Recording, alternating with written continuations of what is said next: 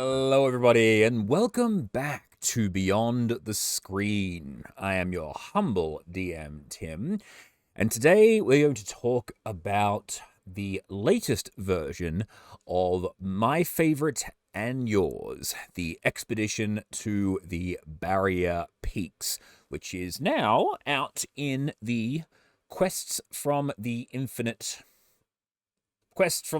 Staircase. There we go. The lighting was a bit weird on that. Which has only just come out. When I first saw that this adventure was going to be redone in this book, I was beyond excited about this. Expedition to the Barrier Peaks, one of my favorite all-time adventures. Probably one of the adventures, actually, probably the adventure that got me into wanting to play Dungeons and Dragons to begin with. I'll go on first doing a spoiler-free version. I will say this is actually a pretty good update. The previous 5th edition update was the Goodman Games version, which I've got there on my shelf, which was also a very good adventure. It didn't deviate all that much from the original design of Expedition to the Barrier Peaks. It used all the same maps and literally just brought the adventure into 5th edition without changing too much. One of the main issues with that is that because Expedition to the Barrier Peaks is a dungeon crawl, there really isn't a plot line with which the characters to follow. So once they show up in the dungeon, they are just left to their own devices, which can make moving the module forward a little bit tiresome if you are the DM, because there's no reason for the players to move on, as it were. I mean, dungeon crawling is great, but it does tend to get a little bit boring at times when you're sitting around and they just want to check every single room for something. So one thing that this adventure does really well is it introduces a story. Pretty much immediately when you get into the dungeon, the players are provided with a task, and they can choose to either ignore the task or follow the task. And if they follow the task, that it then leads them on the adventure, but also ignoring it can lead them down the same path, just a little bit more little rougher, I guess would be the best way to do it. So that being said, the other thing that is actually really good about this version of it is because they have updated it, they have actually simplified it quite a bit. The original Expedition to the Barrier Peaks was 6 floors. 6 floors? Yes. 1, 2, yeah, 6. 6 floors. 2 of which were maintenance levels, which were basically barren. There was nothing for the players to encounter there apart from one level had an intellect devourer in it, one level had a slithering stalker, and the rest of it was just a massive open area with some of the electrical go-karts that you can drive around in. But apart from that, there was nothing for the players to really find. So those 2 levels are now essentially gone in the adventure. One thing they have also done is the 6th floor, the final floor, is also completely gone. So essentially what you now have is you've got the 1st floor, which is relatively unchanged. They have taken out a lot of the rooms that were just regular crew quarters, didn't have a lot to them, and they've actually given a lot of areas a lot more open space. And they've shifted around some of the different locations, but most of the original encounters are still there. The combat robots are still there. The police robots are still there. The maintenance robots are still there. The doppelgangers, the displacer beasts, all of the same rooms. The androids, the doctor that does surgery on you. All of the same rooms, all of the same encounters are still there. They're just better laid out in the style of a 5th edition module, which means that your players aren't going to be looking through infinite empty rooms in order to find the rooms that actually have the good stuff in it, which again, really, really good idea. The second and third floors with the Arboretum, sorry, well, it was the third and fourth floors. They are now the second and third floors. So you basically go from the crew deck, you ignore the tween decks, and no longer have that, and you go straight to the Arboretum is now the second floor of the ship. And what they've done with this is they've actually turned the third floor and the sixth floor from the original module into the same floor.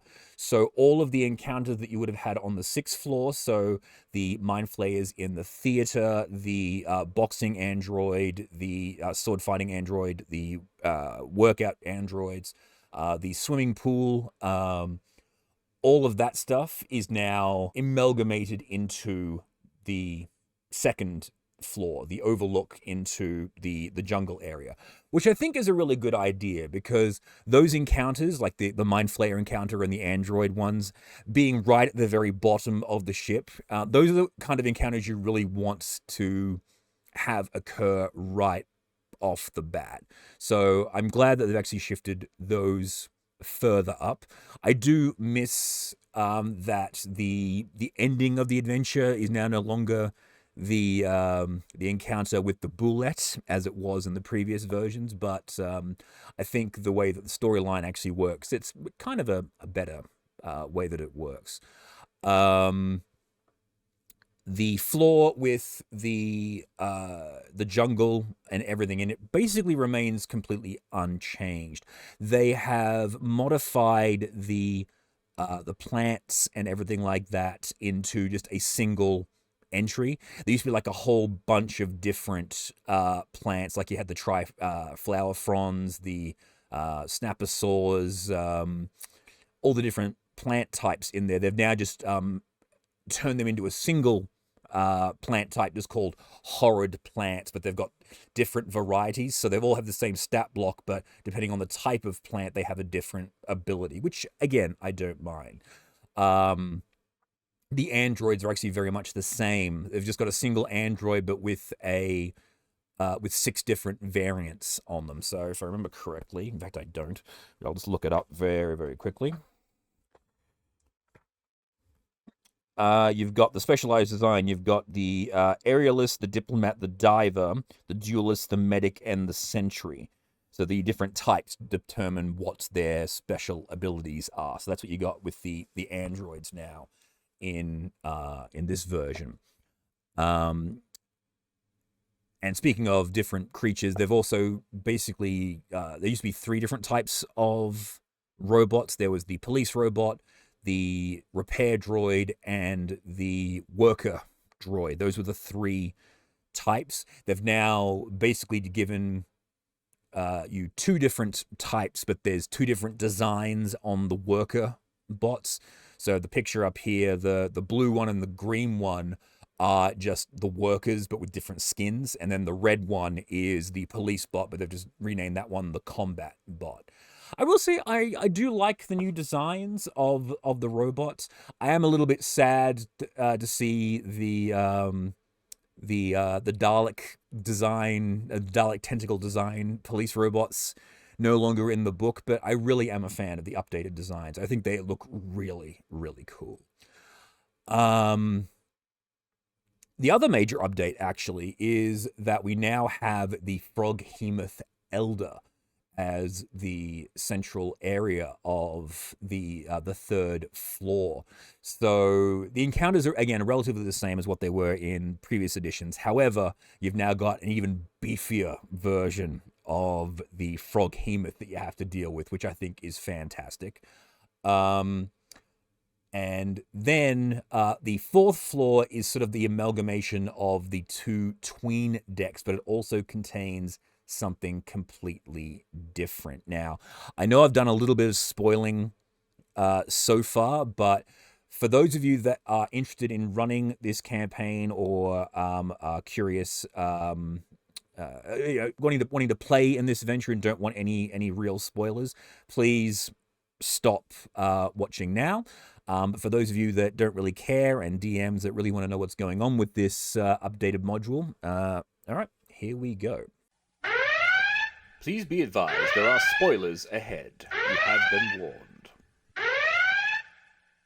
So, what they have decided to do as the primary antagonist of this version of the adventure is to have the ship AI known as the Alfarion 3000, aka Alfie, approach the players via either a screen or through the voice box of one of the androids, not androids, sorry, one of the robots, and ask the players to assist in tidying up the ship. So the way that the players will proceed through the ship is through the guidance of Elfie. And so the artificial intelligence escorts them to the central core and appears on the screen and explains that there was a outbreak on the ship. All of the humanoid passengers died and the ship crashed, and they weren't able to find a cure for this plague in time. The ship had to separate and drop this section of the ship out from the rest of the ship in order to prevent the contamination. That's what the original storyline was, and is the same with this anyway. However, as you proceed through the different floors, you're given different tasks, and Elfie will offer the players different rewards like power cells, the suits of power armor, all that sort of stuff. So the players keep getting more and more stuff. But once the players get through to the third floor and defeat the Froghemoth Elder, that is when the obvious plot twist occurs, in that Elfie is actually, of course, an evil AI and was attempting to take over the ship with a robot mutiny.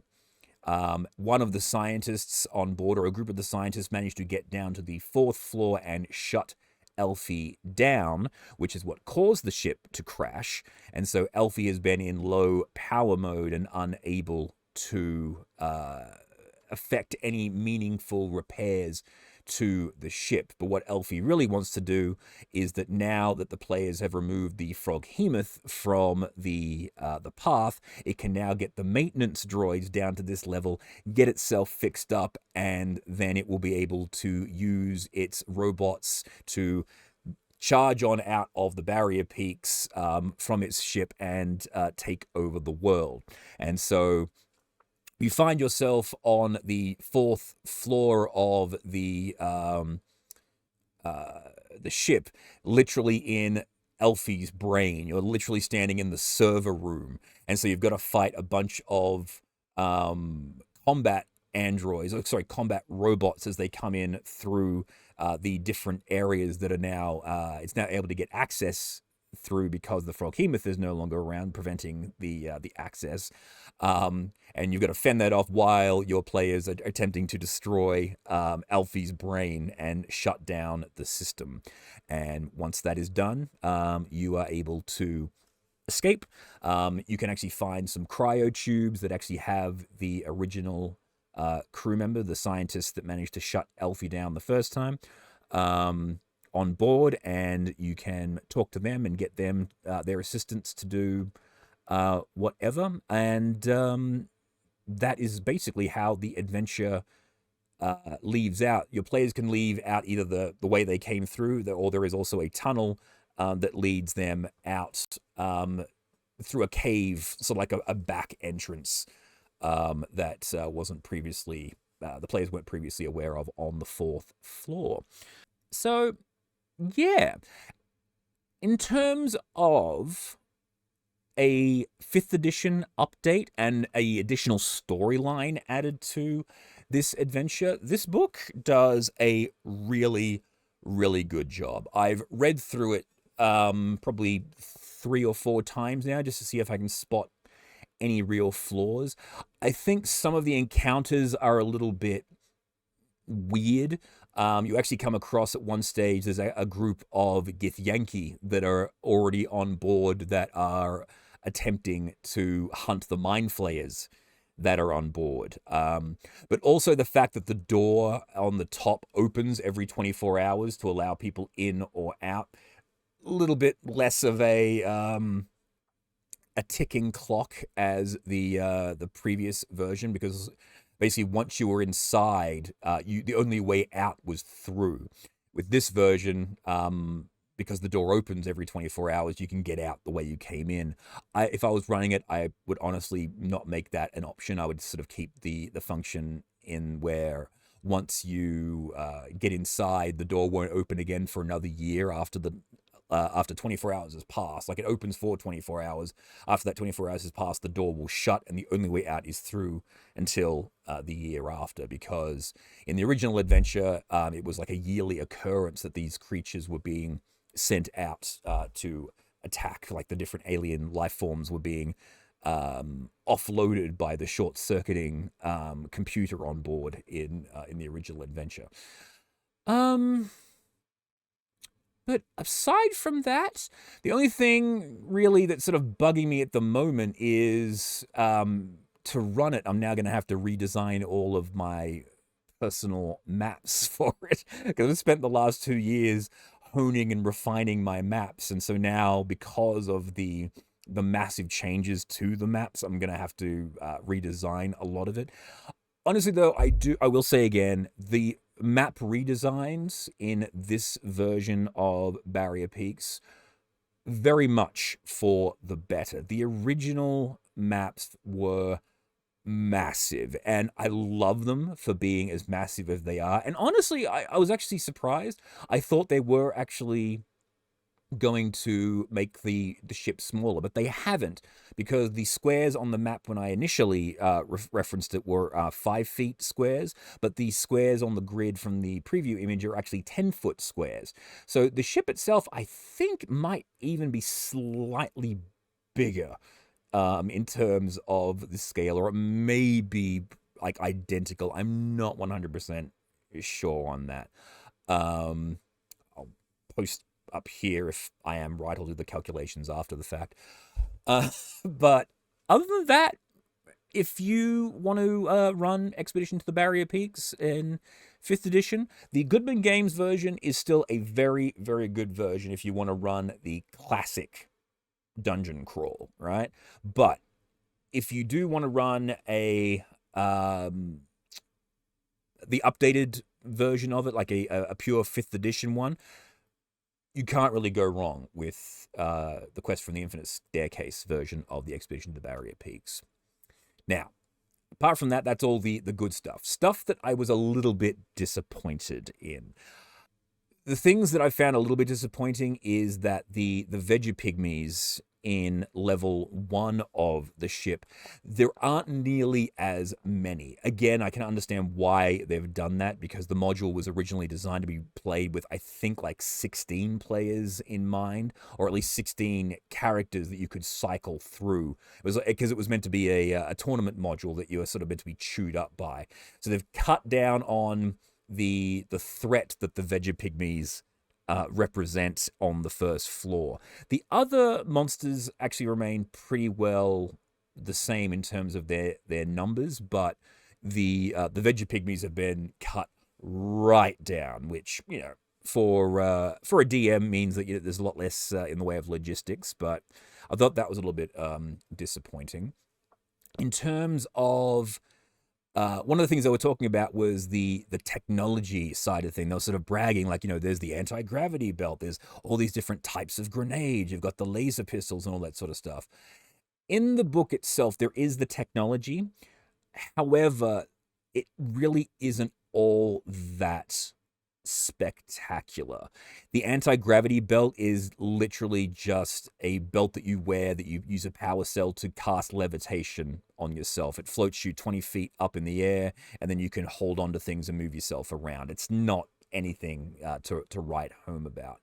The grenades actually aren't all that bad. The incendiary grenade, I think, is effectively a fireball that you can utilize. Let me just double check here. Right, so the grenades, there's 2 types of grenades they've given us in the book. One is the concussion grenade, and the other is the sleep grenade. The other grenades are the ones that you find in the DMG. So the ones in the DMG that are listed, you just get to use them. They've just given 2 additional types of grenade in the book. One is the concussion grenade, which is a 20-foot radius sphere, dexterity saving throw, doing 66 force damage. The other one is the sleep grenade, which is a constitution saving throw, and everyone within a 20-foot sphere falls unconscious if they fail the check for 1 hour. So that one I can actually see being pretty damn nasty if you've got a large amount of enemies. The needler pistol is, rather than being effectively it was a wand of magic missiles previously, now it's a dexterity saving throw cone that does 8d4 piercing damage, or half on a success. The paralysis pistol is a 60-foot shot that is a constitution saving throw or paralyzed for 1 minute, and that can repeat the save at the end of each of its turns. And then you've got the robot controller, which allows you to effectively charm a construct. So you point it at a construct and it can be charmed, and while under the charmed effect, you can get to control it. Or you can disrupt it, which means you can make it incapacitated for 1 minute. So if you come across constructs that can't be charmed, which a lot of things, I think, like Maroots and things like that, because they are like inevitables. They are constructs, but inevitables. Those things cannot be charmed, so you could still potentially incapacitate it using the droid controller. The other thing, of course, that everyone wants to know about is the powered armor. Now, there has already been a 5th edition version of the powered armor, which was in the Lost Laboratory of Qualish. And honestly, the one from the Lost Laboratory, I think, is the better version. Because the powered armor in this version, it's just basic plate with special abilities. So it's not +1 armor, it's not anything, it's just effectively it's non-magical as well, because it's technological. So it's non-magical plate armor that has additional properties using the energy cells. So it has the ability to give you advantage on strength and doubles your carrying capacity. It can seal airtight and prevent you from all inhaled poisons as well as harmful gases. It has propulsion, which gives you a flight speed equal to your walking speed for 1 minute, and a force field that, as a reaction, you can roll 3d10 and reduce the damage that you take by that amount. Now, that's not all that bad, but the one thing that really disappointed me is that all versions of the powered armor always had an integrated laser. And one of the things that I noticed in the artwork, which I'll again post up here, you can see on the wrist, it actually has the 2 beam emitters for the lasers. So when I saw the artwork, I was like, ooh, they're upgrading this, going to have dual wielding lasers on your power armor. But the armor is literally just that. It doesn't have an integrated weapon. However, the version of the powered armor from Lost Laboratory of Qualish does basically all of the same things as the powered armor in this book, but the powered armor in Qualish gives you temporary hit points for the force field, as well as it gives you the flight speed. It's not quite as good. It has the integrated laser, which does 2d8 radiant damage, and it has a built-in, I think, +8 to hit. And I think it also has the ability to translate all written languages as well, which is actually really, really good. So you can basically flick the visor down and be able to read whatever you want, expending a charge. And they've also got the option with the Qualish version, because I think the armor's been modified as well, is that you can expend hit points rather than expending power cells in order to get abilities out of the armor. So anyway, that was the disappointing thing about the book. That was like the main thing was I was like, yes, let's see what the new power armor is like. It's like, oh, it's pretty mediocre. But I will say this. Being that it is a technological advice and it isn't magical, that means that an artificer can modify powered armor. It doesn't require attunement. You can just wear it. And so you will be able to use like the defensive thing and turn it into +1 armor.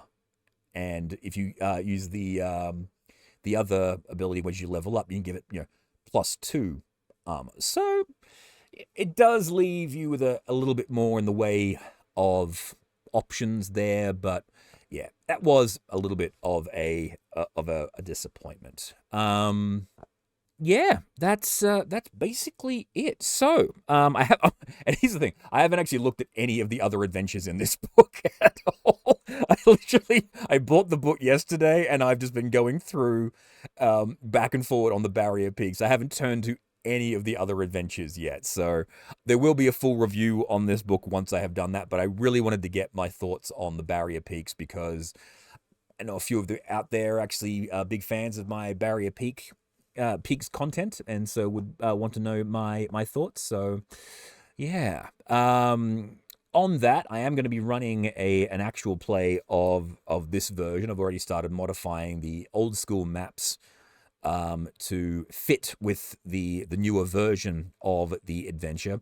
Won't be quite as precise in terms of the map design, to sort of go on like half and half, just adding in the updates, updated rooms and areas, but sort of keeping it mostly how it was originally. Yeah, it's going to be interesting. I think since this is basically the last book to be released in 5th edition before the new Player's Handbook comes out,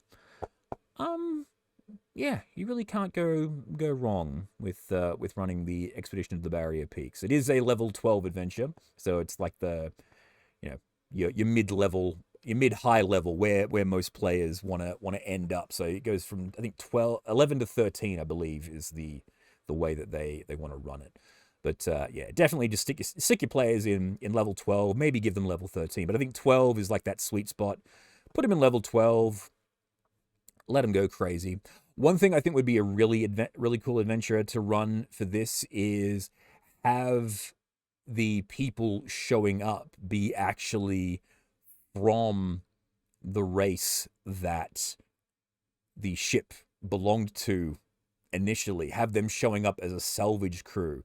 So that way, if your players already know about this module, if you do that, then that way the players sort of know what to expect, because they know that the ship has these particular creatures on board, so they know what they're likely to encounter. And so, and give them some of the equipment maybe right off the bat, or maybe they've been hiding among the local populace. They don't have any of their technological devices yet, but so they have to find all of their equipment on site when they begin the salvage. So my 2 cents as to how I think actually might be how I'm going to end up running it, but we'll see how we go. So anyway, that's all I've got for you today. I've rambled on enough about this. So Expedition to the Barrier Peaks, Quest from the Infinite Staircase is good.